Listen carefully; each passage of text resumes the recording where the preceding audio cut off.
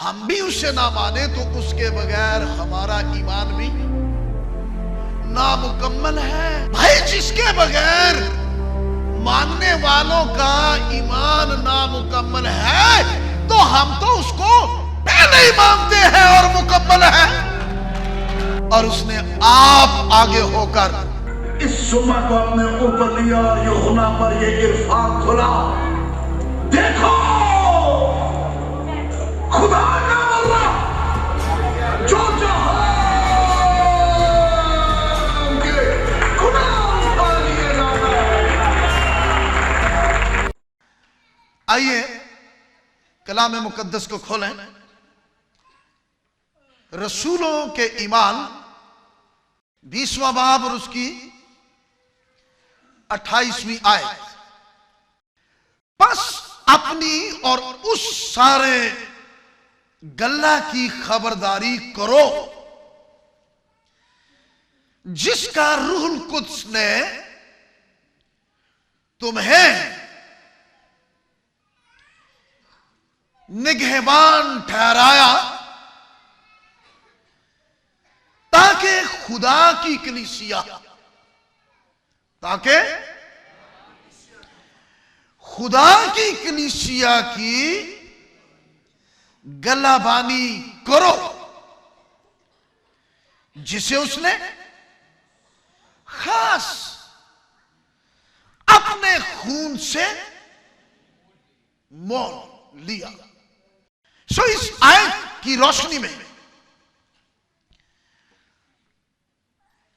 मैं आज जो कुछ शेयर करना चाहता हूं,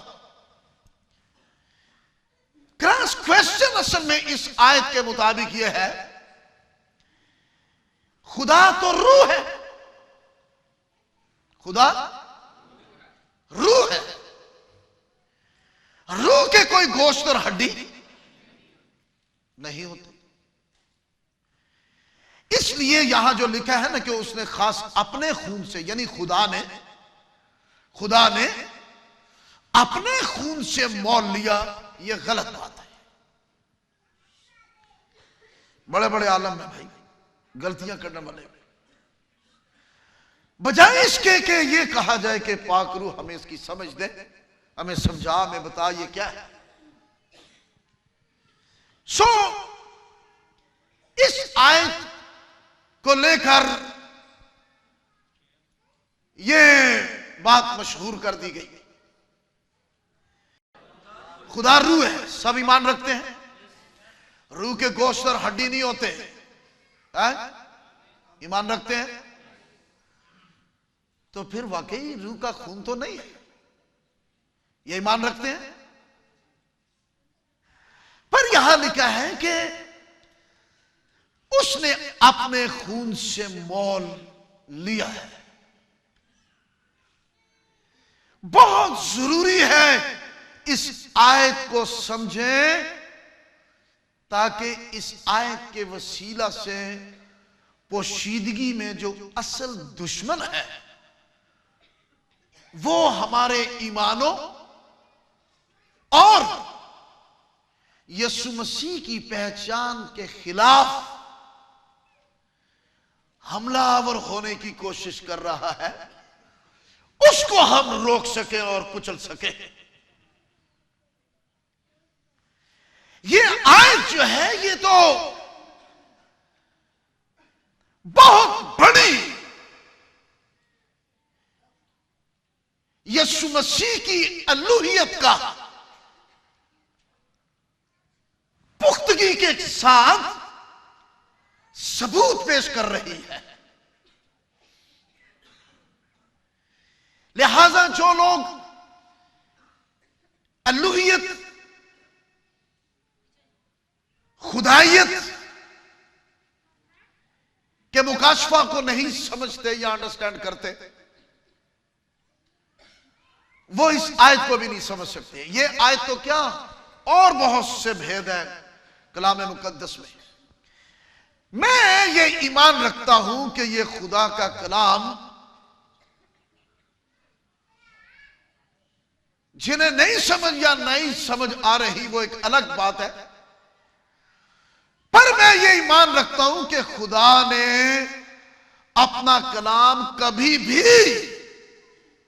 हमें उलझन में डालने के लिए, मुश्किल में डालने के लिए नहीं दिया, बल्कि उलझनों और मुश्किलों को हल करने के लिए अपना जहन, अपनी सोच, अपना दिल, अपने जज्बात, अपनी फीलिंग्स, अपना आप किताब की सूरत में हमें गिफ्ट किया है,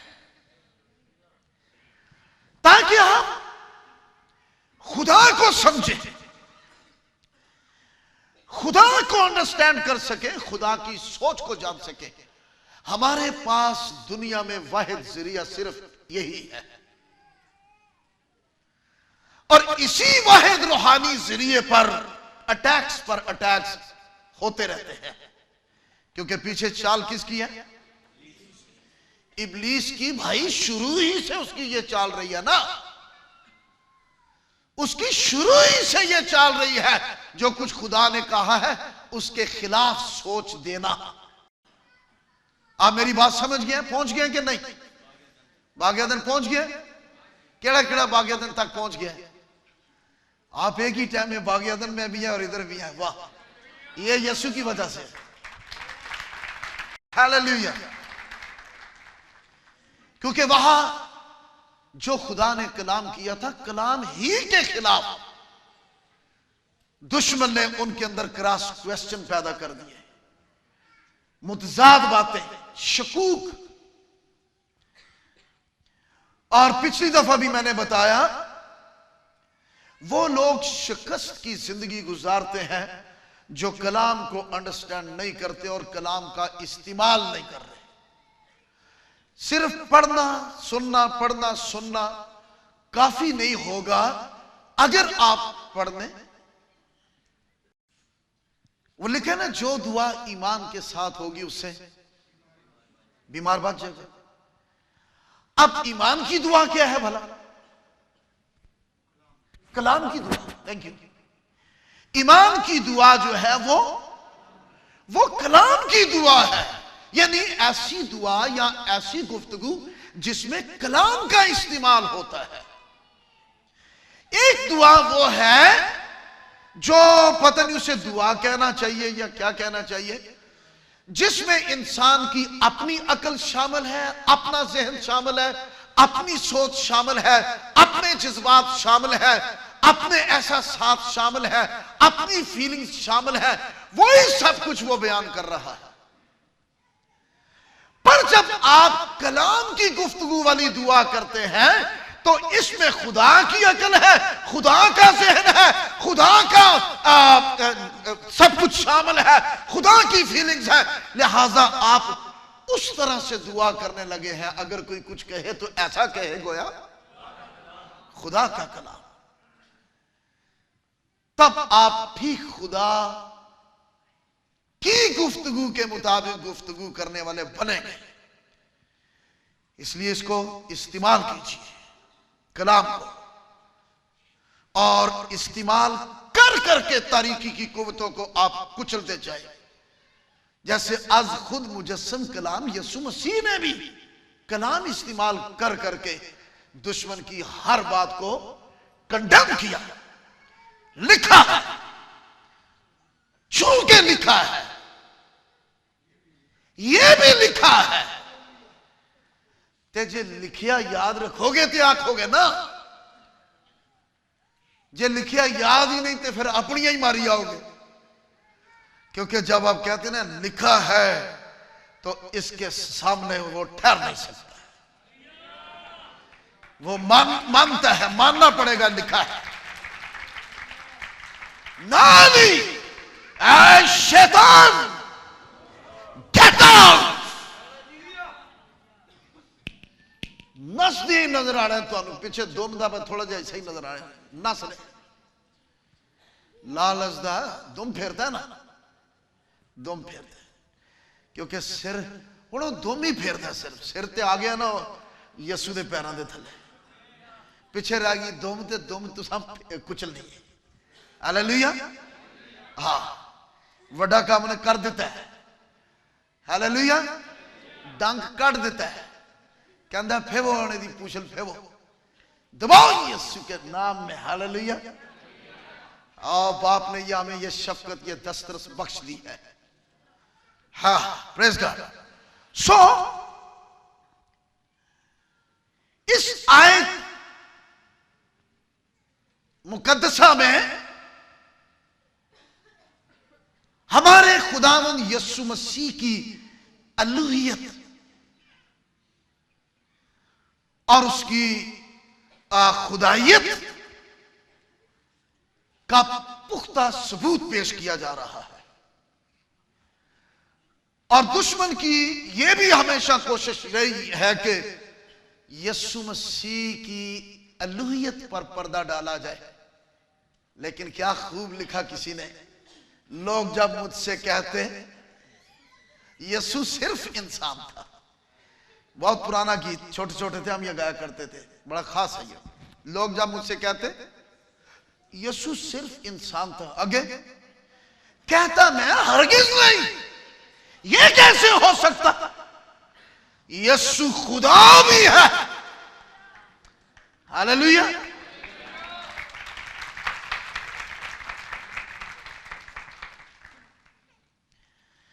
दूसरी सदाकत इस आयत के अंदर, पहली बात यह आयत यीशु मसीह की अलूहियत को पेश करती है। मसीही लोग जिस पर ईमान रखते, जिसका प्रचार करते हैं, वो अलूहियत की सारी मामूरी से मामूर है। हालेलुया। आप ईमान के हिसाब से, पहचान और इरफान के हिसाब से बहुत बावकार लोग हैं जो उस पर ईमान रखते हैं जिसके लिए यह कहा जाता है कि अगर हम भी उसे ना माने तो उसके बगैर हमारा ईमान भी नामुकम्मल है। भाई, जिसके बगैर मानने वालों का ईमान नामुकम्मल है तो हम तो उसको पहले ही मानते हैं और मुकम्मल है। हम तो पहले ही उसे मान रहे हैं, इसलिए हम मुकम्मल हैं। हम उसको पेश कर रहे हैं जो नामुकम्मलों को मुकम्मल करने वाला है। हालेलुया। जोर नाल नारे हालेलुया। सो ये कोई मामूली बात है? यीशु मसीह पर ईमान रखने वाले, यीशु मसीह को मानने वाले पूरी दुनिया में मुनफरद लोग हैं। कभी एहसास कमतरी में मत जिए। हालेलुया। यह आयत यीशु मसीह की अलूहियत का पुख्ता सबूत पेश करती है। दूसरी बात, यह आयत दूसरी सदाकत यह बयान करती है कि दुनिया का निजात दहिंदा और गुनाहों का कफारा ना सिर्फ इंसान था बल्कि ऐन खुदा ही था। हालेलुया।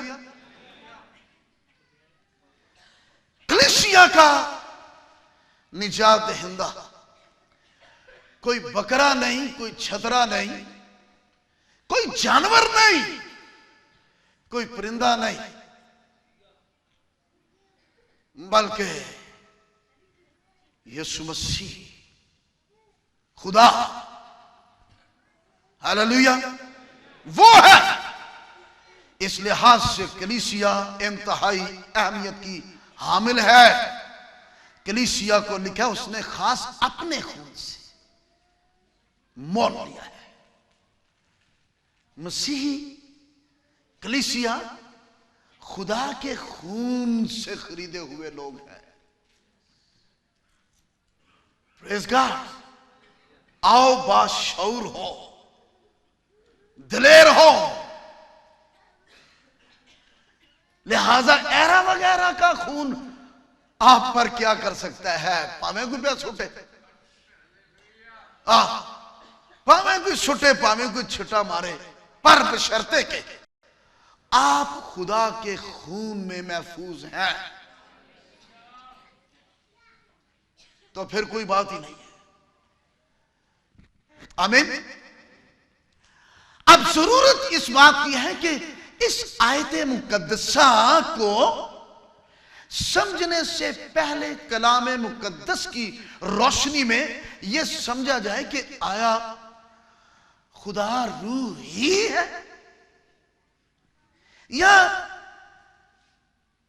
इसके अलावा कुछ और भी है। क्योंकि क्वेश्चन क्रॉस जो है वो ये है कि जी खुदा तो रूह है, तो रूह के गोश्त और हड्डी नहीं होते, लिहाजा ये आयत गलत है। और रूह का खून किधर से? भाई ये क्वेश्चन बनाया गया है, ये क्वेश्चन पैदा किया गया है। इस आयत के अंदर तो ऐसा कुछ बयान भी नहीं है, इसमें तो ऐसा बयान भी नहीं है कि खुदा रूह है और उस रूह के खून से मोल लिया, ऐसा तो बयान भी नहीं है। ये क्वेश्चन बनाया गया है, ना कि इस आयत में ऐसा कुछ पाया गया है। यहां खून का जिक्र है और खुदा के खून का जिक्र है। किसके खून का जिक्र है? खुदा के खून का जिक्र है। और क्या खुदा, अब हम क्वेश्चन उठाते हैं, क्या खुदा सिर्फ रूह ही है? वो महदूद है अपनी इस हालत में कि वो रूह ही है? जिन्होंने सिर्फ खुदा को रूह ही समझा है, ये वो लोग हैं जो उलझन का शिकार हो गए हैं। लेकिन खुदा रूह ही नहीं है, वो और भी बहुत कुछ है। बेशक खुदा रूह है, पर सिर्फ रूह ही नहीं है, वो रूह है। और हम ईमान रखते हैं कि रूह के कोई गोश्त और हड्डी नहीं है और रूह का खून नहीं है, लेकिन खुदा का खून है। कभी गलत नहीं है ये आयत, कभी गलती नहीं हुई है। कलीसिया खुदा के खून से खरीदी हुई है। हम ऐसे नहीं हर महीने के पहले इतवार यीशु की मेज के पास आते हैं और ये कहा गया जब तक मैं ना आऊं मेरी यादगारी के लिए यही किया करो। सो अब बहुत जरूरी बन गया है कि हम बाइबल मुकद्दस के मुताबिक लफ्ज खुदा को समझे। खुदा कलाम मुकद्दस के मुताबिक क्या है? इब्रानी का लफ्ज एलोहीम, बोले क्या लफ्ज? खुदा असल में इब्रानी के लफ्ज एलोहीम का तर्जुमा है। किसका तर्जुमा है? एलोहीम। और एलोहीम के जो मायनी है वो ये नहीं है कि खुदा रूह है। एलोहीम के जो मायनी है वो ये है कि खुदा वाहिद है, पर वाहिद खुदा में खुदाओं की कसरत पाई जाती है। वो बाप भी है, बेटा भी है, रूहुल कुद्स भी है। उसमें बाप, बेटा, रूहुल कुद्स। इसलिए खुदा को अंडरस्टैंड करें कलाम मुकद्दस के मुताबिक बाप, बेटा और ये कसरत तसलीसी है। ये कसरत तसलीसी है। तसलीसी कसरत को समझते हैं। खुदा वाहिद है, खुदा, पर खुदा में बाप भी है, बेटा भी है, रूहुल कुद्स भी है। ये 3 ऑफिसेस है। हर ऑफिस का अपना अपना एक काम है, वर्क है। इन रूहानी ऑफिसेस को समझना जरूरी है। ठीक है ना? ठीक है ना? एक प्रेसिडेंट का ऑफिस है, वो किसी और मयार का है। एक मैनेजर का है, एक पीए का है। क्या ख्याल आपका? 3 ऑफिस, उनके अलग अलग काम है, वर्क है, पर खुदा एक है। वो बाप की हैसियत में क्या वर्क करता है हमारे लिए, बेटे की सूरत में क्या वर्क कर रहा है हमारे लिए, रूह कुद्स की सूरत में क्या कर रहा है हमारे लिए। वो जो कुछ भी है वो हमारे ही लिए है।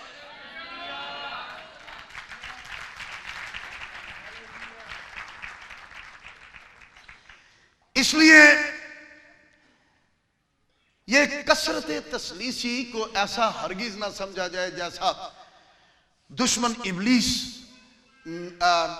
मिसगाइड करता है कई लोगों को। वो जी कहते हैं एक जमा बराबर है। नहीं नहीं नहीं, ये जमा नहीं है, ये एक जरब और जवाब दसो बराबर एक ही। हालेलुया। हाँ, हम उस हिसाब किताब से नहीं जो शैतान कोशिश कर रहा है, वो उस हिसाब किताब से, वो उन हिसाब किताब से फेल ही है, उसे क्या पता। सो खुदा वाहिद है, आमीन।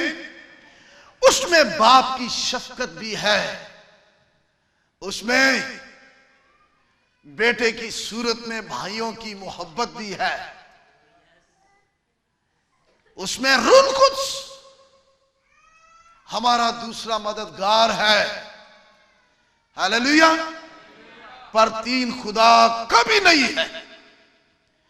इसलिए ये कसरत तसलीसी है, यानी खुदा बाप बेटा रूह कुद्स, यानी खुदा बाप ने अपना इकलौता बेटा दिया। यूहन्ना 3:16 खुदा बाप ने। मुझे यहां शेर याद आ गया है इकबाल का, इलामा इकबाल। ले गए तसलीस के फर्जंद, ले गए।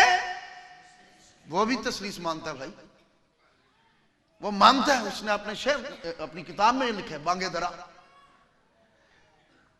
वो बिलीव करते हैं, उसने ये लिखा है, उसने इसको एडमिट किया।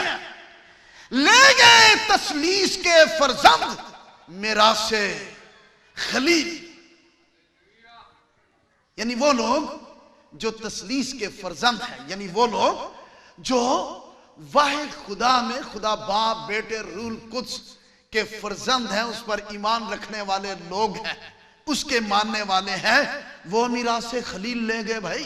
खलील दोस्त, मीरास वो जायदाद जो मरने वाले की तरफ से हकदारों को मिलती है। सो हम ईमान लाए यीशु मसीह की पैदाइश पर, मसलूबियत पर, दफन होने पर, जी उठने पर, इसलिए मीरास के हकदार हम ठहरे। ले गए तसलीस के फर्जंद, सारे इख्तियारात हमारे पास है।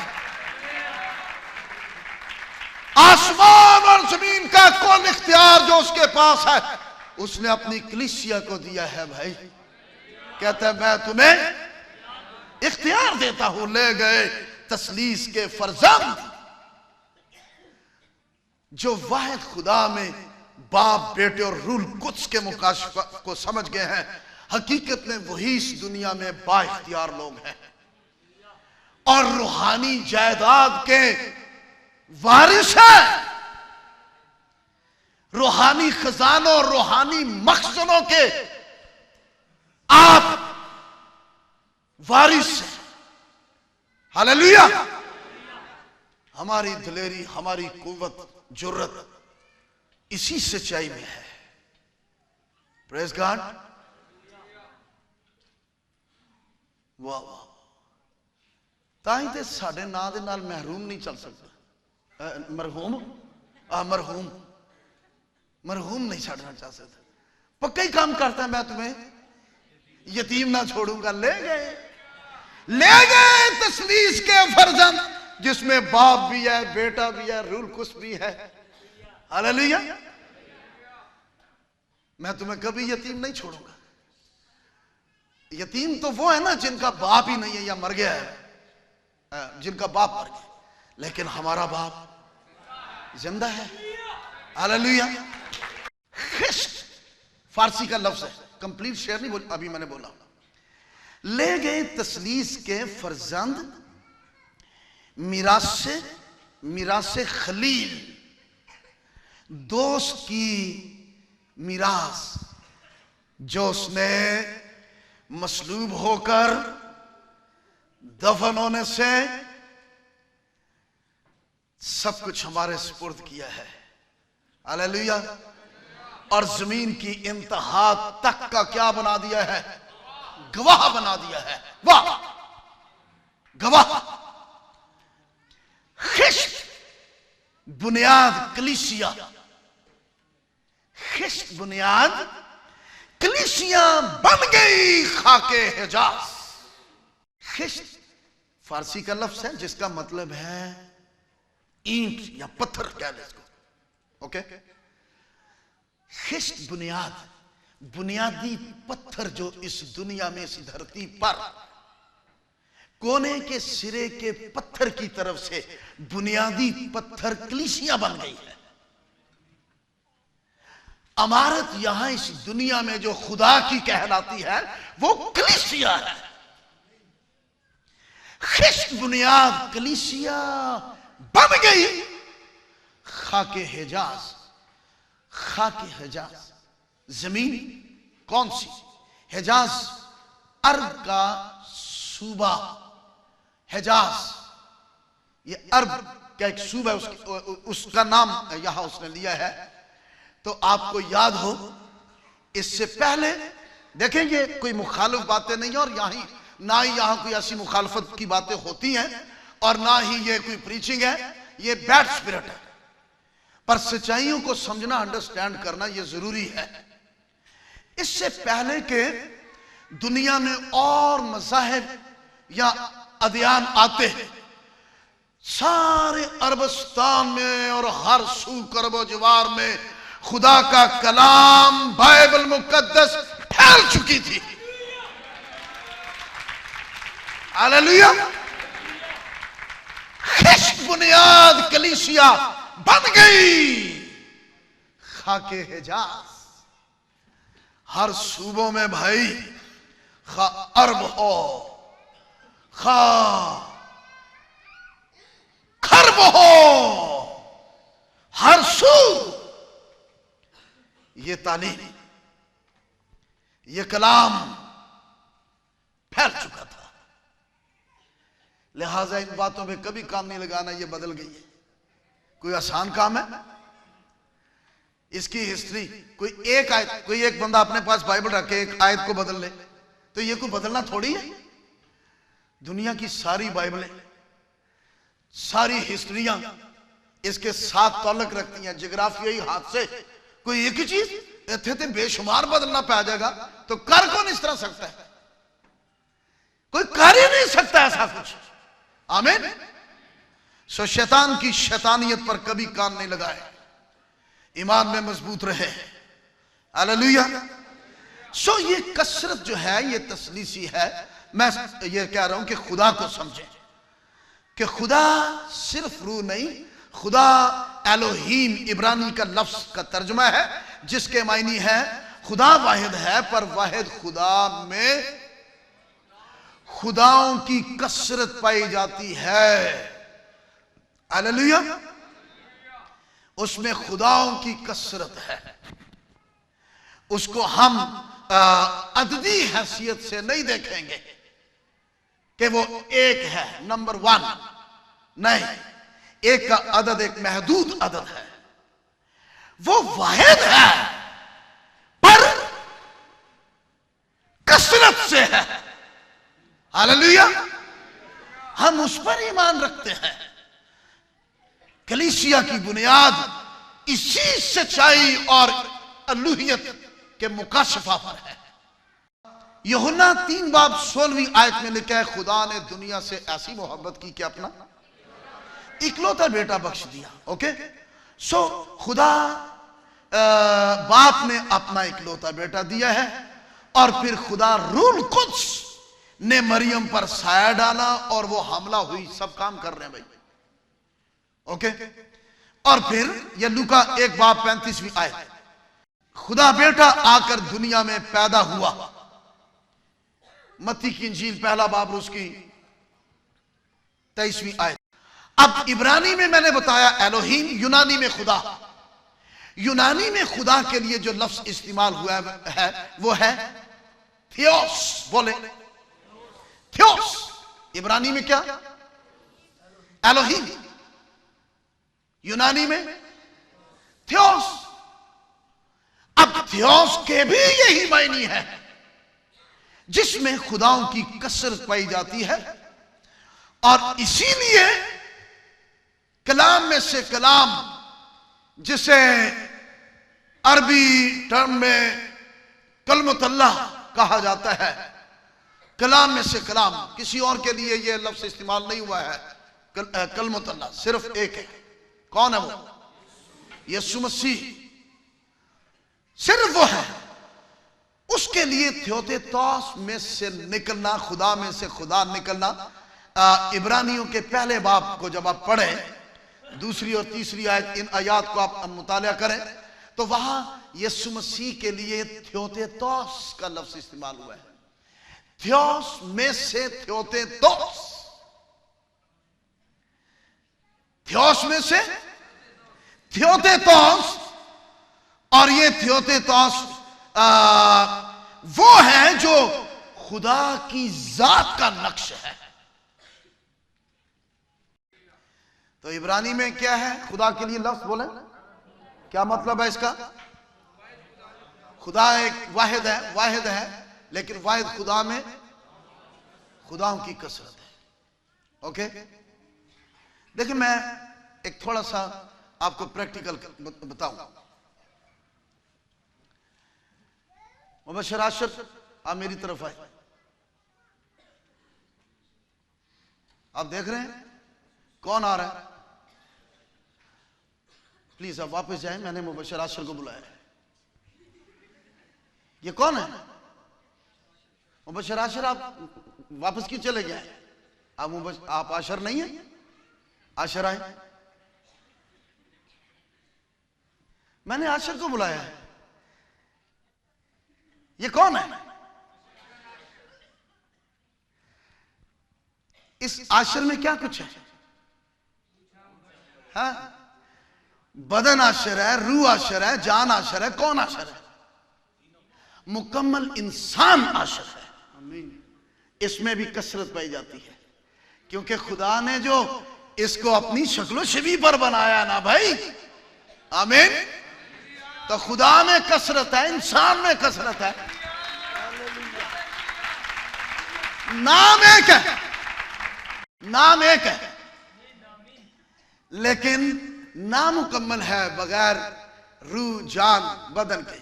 ये रूह बदन जान के साथ मुकम्मल आशिर है। खुदा खुदा है, खुदा खुदा है। आप यस्सु का नाम ले लो, आप रूल कुस को पुकार लो, आप बाप को पुकार लो, पर खुदा एक है, खुदा वाहिद है। आमीन। ऐसा नहीं है कि जान और रूह और बदन, ये मुकम्मल, उसके मुकम्मल से एक इंसान है, वाहिद। ये एक इंसान है, इसका नाम आशिर है। ओके, लेकिन ये अपने अंदर कसरत को रखता है। ये कलम कला नहीं है, ये मुकम्मल कसरत के साथ जा रहा है। आशिर जा रहा है, मुकम्मल इंसान जा रहा है, रूह बदन जान जा रहा है। खुदा एक है। आमीन। खुदा एक है, उसके अंदर कसरत पाई जाती है। Praise God. मगर तीनों का अलग अलग रोल है। बदन का रोल अलग है, जान का रोल इसमें अलग है, रूह का रोल अलग है। इसमें बाप की शफकत हमारे लिए बेमिसाल है, और फिर बाप की मोहब्बत की इब्तदा उसका इकलौता बेटा और उसकी मोहब्बत की इंतहा उसका जान देना। तो यूनानी में थियोस, थियोस के मायने भी खुदा जिसमें कसरत पाई जाती है, और यीशु मसीह जो उसमें से आया है। ये मैंने पिछली दफा बताया कि मसीही लोग कभी शिर्क पर ईमान नहीं रखते। शिर्क को मानना कुफ्र है। शिर्क क्या है? कुफ्र है। और शिर्क के मायने ये हैं कि खुदा से हटकर किसी दूसरे को उसमें शामिल करके उसको उसी का मकाम या दर्जा देना, यह कुफ्र है। फिर शिर्क हफई, इब्रानी में शिर्क हफई, खुदा से हटकर छुपकर पोशीदगी में किसी और की पूजा करना, किसी और की सिताइश और प्रस्तुत करना, भाई ये कुफ्र है। सो यीशु मसीह को मानना शिर्क नहीं, क्योंकि ये बाहर से अंदर डाला हुआ नहीं, बल्कि ये अंदर ही से निकला हुआ मंजर आम पर आया है। Hallelujah, hallelujah. कभी है हकीकत मुंतजर नजर आ कि हजारों सिजदे तड़प रहे हैं मेरी जमीन न्याज में। हम मसीही लोग आज ये खुशखबरी देने के हकदार हैं कि आओ तुम्हें खुदा से मिलाए। जिसने यीशु को सिजदा कर लिया, खुदा ही को तो सिजदा किया। हालेलुया। जिसने यीशु को मान लिया, किसको माना? खुदा ही को मान लिया। कोई दो दो ईमान है? तुम खुदा पर ईमान रखते हो, मुझ पर भी ईमान रखो, क्या मतलब है इसका? कोई दो ईमान है? एक ही बात है। लेकिन ये मेरी और आपकी निजात की खातिर इंसानी सूरत इख्तियार किया भाई। वो जैसे पिछली दफा भी मैंने बताया ना, इब्तिदा में कलाम था, कलाम खुदा के साथ था। ठीक है, ग्रीक में है इब्तिदा में कलमा था, कलमा खुदा के साथ था, कलमा ही खुदा था। ठीक है, वर्ड वाज गॉड। और 14वीं आयत में जो लिखा ना, 14वीं आयत में, हाँ, एंड द वर्ड यानी कलमा बिकेम फ्लैश। वो कलमा जो खुदा था, खुदा के साथ था, वही कलमा बिकेम फ्लैश, डिवेल्ट अमंग अस। वही कलमा जिस्म की सूरत इख्तियार करके हमारे दरमियान रहा। And that is Jesus Lord God. Hallelujah. तो इब्रानी में एलोहीम, यूनानी में थियोस, थियोस में से निकला हुआ हू बहू खुदा, थियोतेतोस, यीशु मसीह। और फारसी में खुदा का जो खुदा के जो मायनी है लुगवी, उसमें है खुद ही, बोले मेरे पीछे, खुद ही मौजूद होने वाला। वो जो आप ही है और खुद ही मौजूद, मौजूद होने वाला। ये सारा रुख इंसान की निजात के काम की तरफ जा रहा है भाई। और अगर हम अल्लूहियत को नहीं समझें, खुदा की खुदाइयत और उसकी कसरत को नहीं समझेंगे, तो निजात का काम रुक जाएगा। फिर जानवरों, भेड़ों, परिंदों ही का सहारा लेना पड़ेगा। लेकिन हम जो गीत गाते, सिताइश करते हैं, नारे लगाते हैं, हम खुदा के खून से खरीदे हुए हैं। और आपके पास बड़े वसूख के साथ बयान करने का ठीक रूहानी इल्म और मुकाशफा हो। आमीन। खुद ही मौजूद होने वाला। And the word became flash.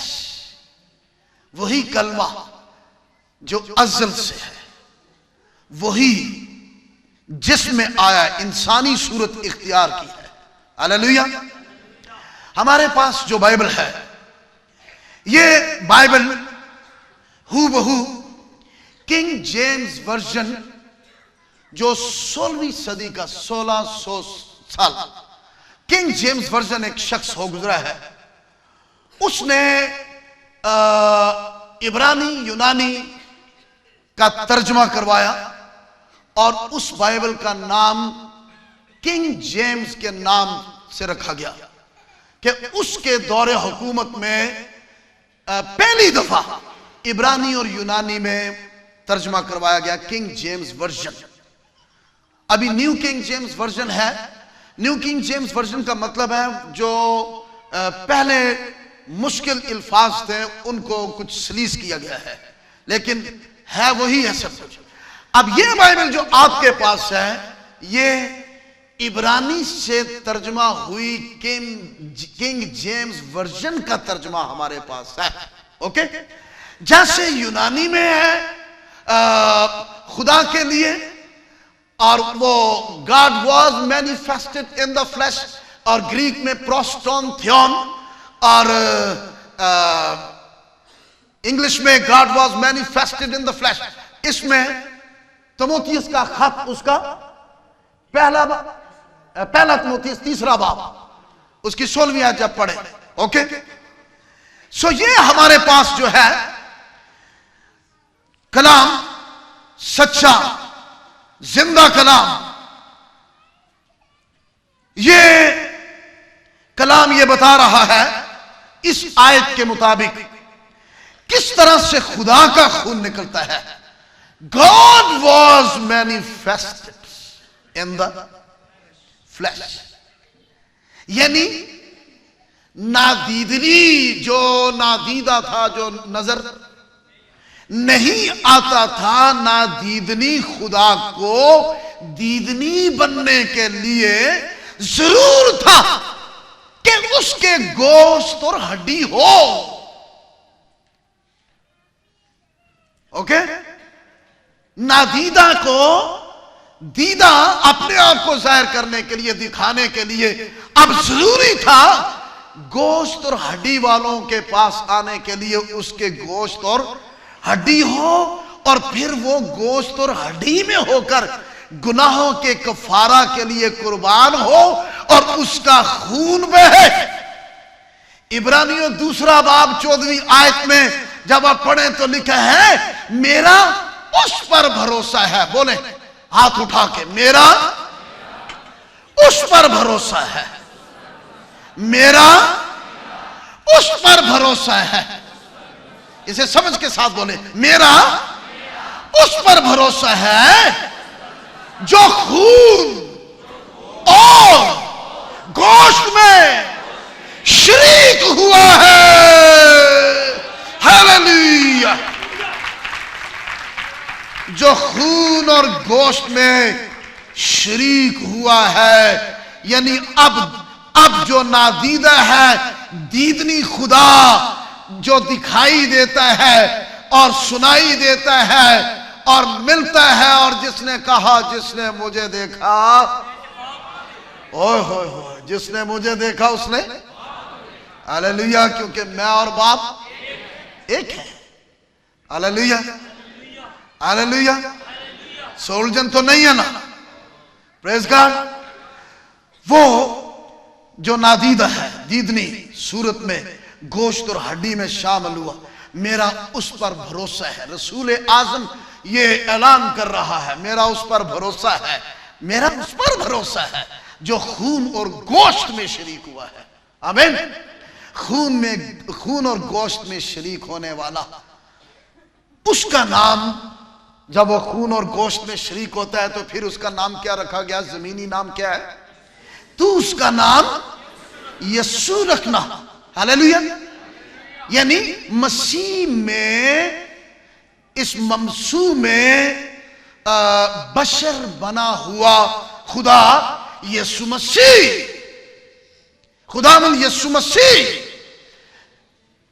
बशरियत, बोले मेरे पीछे, बशरियत और अल्लूहियत का इत्तेहाद मसीह में पाया जाता है। किसी में भी अल्लूहियत और बशरियत का इत्तेहाद नहीं पाया जाता।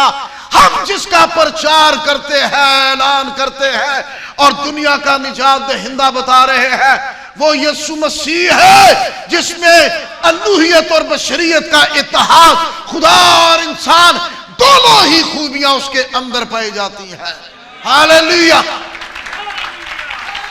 हालेलुया। सो इस तरह से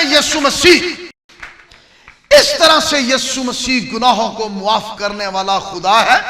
और गुनाहों के कफारा के लिए यीशु मसीह से बहने वाला खून किसका है? खुदा का है। किसका खून है? खुदा का खून है। कलीसिया किससे खरीदी हुई है? खुदा के खून से। मुझे यहां एक वाकया याद आता है। एक जस्टिस, एक जज, उसका बेटा था ना, एक जज था, उसका बेटा, उससे एक्सीडेंट हुआ। उस एक्सीडेंट के बाद बहुत नुकसान हो गया। कानूनी तौर से अब वो मुजरम था, वो पकड़ा गया। अब जब उसे अदालत में पेश किया गया तो उसे मालूम नहीं जो जज है वही उसका बाप सामने है और उसको ये केस मिला है। जब बेटा सामने खड़ा होकर देखने लगा तो वो बड़ा खुश हुआ कि बस सती खा रहा, ये मेरा बाप है, इसलिए डजंट मैटर। लेकिन अदल अदल है, इंसाफ। उसने कहा तूने जुर्म किया है,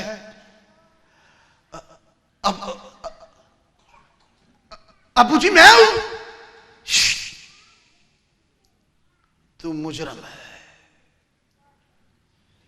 तूने जुर्म किया है। हाँ, लेकिन आप मेरे बाप हैं। खामोश, मैं इस वक्त आदल हूं, अदल के लिए हूं। तूने जुर्म किया है, तेरी सजा है। उस सजा के लिए कितनी कीमत अदा करनी थी, जज ने कलम से लिखकर और उसको कहा कि जब ये अदा करोगे तो फिर तुम बरी हो। वो शोर मचाता रहा, मेरा बाप, मैं इसका बेटा, ये क्या। लेकिन अब बाप ने क्या किया, ये सब कुछ करके अपना क्या उतारा, वो इंसाफ वाला जो गौन था उसका, वो उतार के अपनी कुर्सी पर रखकर अब नीचे उतरा है। नीचे उतरता है निजात के काम के लिए, रिहाई के काम के लिए। अपनी जगह को छोड़कर, अपना लिबास उतार कर, एक और सूरत इख्तियार करके वो नीचे उतरते हैं। God was manifested in the flash. वो नीचे आके अपने बेटे की जगह पर खड़ा होता है और यहां खड़ा होकर जो इंसाफ कहता है, जो कानून कहता है, उस जुर्म का जुर्माना वहां रखकर अब फिर वो वापस अपनी जगह पर जाता है। कहता है नाउ यू आर फ्री, तेरी कीमत अदा कर दे, तेरी कीमत अदा कर दी। ये काम खुदा ही को करना था। खून कीमतें खरीद है। शरीयत का तकाजा यह है कि बगैर खून बहाए मुआफी नहीं। खून तो बहुत से बहाए गए भाई, लेकिन अभी तक कामलियत नहीं है, अभी तक खलासी नहीं हो रही है।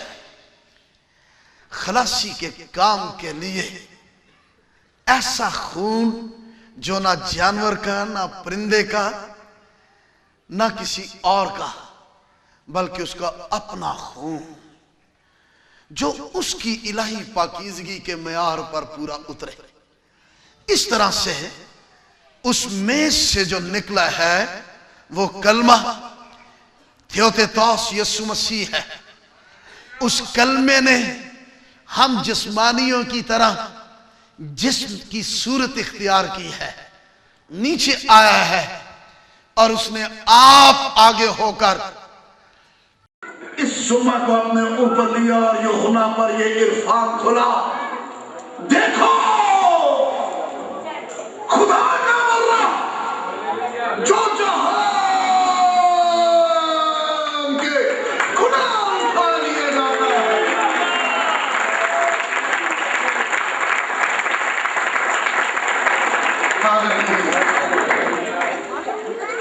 जहान के गुनाह यीशु मसीह आलमगीर कफारा है। हालेलुया। कलीसिया यीशु के लहू से खरीदी। सो आओ यकीन कर लो, यकीन करो, हम खुदा के खून से खरीदे हुए। हालेलुया। इसमें जरा भर भी कोई शक नहीं, कोई शक की गुंजाइश नहीं, इसमें कोई क्रॉस क्वेश्चनिंग नहीं। हम खुदा के खून से, पाक खून से, वो जो गुनाहों से मुबर्रा है। कलीसिया इसलिए निहायत अहमियत की हामिल है। आपका तहफ़्फ़ुज़ यीशु के खून में, खुदा के खून में है। हालेलुया। हम सब की कीमत खरीद कौन है? खुदा का खून है। आमीन। लिहाजा रूह का खून नहीं। जब खुदा ने खून देना था तो खुदा ने इंसानी सूरत इख्तियार की। आमीन। इंसानी सूरत इख्तियार करके वो नीचे आया है। तो इसका मतलब ऐसा नहीं है कि जब वो नीचे आया है तो अब वो खुदा नहीं है, वो खुदा ही है। हालेलुया। उसका बहने वाला खून किसका है? खुदा ही का है। आओ उसके खून को कभी पामाल न करो, उसके खून की कदर करो जो उसके लहू से खरीदे हुए हो। मैं भी, आप भी, हम सब उसके लहू को पामाल नहीं करें। लिखा है ऐसा शख्स